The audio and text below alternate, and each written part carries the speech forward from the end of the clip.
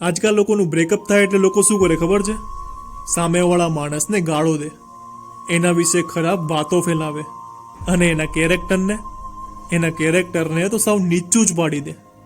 યાર મને એક વાત સમજાવો કે જ્યાં સુધી એ માણસ તમારી જોડે હતા ત્યાં સુધી એ દુનિયાના સૌથી બેસ્ટ પર્સન, અને જેવા એ તમારાથી અલગ થાય એટલે સૌથી ખરાબ. આ બધી બકવાસ વાતો બંધ કરો. યાદ કરો તમારો એ સમય જ્યારે એ માણસ તમારા માટે ફર્સ્ટ પ્રાયોરિટી હતા. તમે જે માણસને ગાળો આપી રહ્યા છો, તમે જે માણસ વિશે ખરાબ વાતો ફેલાવી રહ્યા છો ને, એક એવો સમય હતો જ્યારે તમે માણસ વિશે એક ખરાબ શબ્દ સાંભળી પણ નહોતા શકતા. ચાલો માની લઈએ કે એ માણસ ખોટા હતા, પણ તમારો પ્રેમ તો સાચો હતો ને. તો એ માણસ માટે નહીં તો કાંઈ નહીં, પણ પ્લીઝ તમારા પ્રેમને ખાતર બદનામ કરવાનું બંધ કરો. ખુશ રહો અને ખુશ રહેવા દો. Thank you.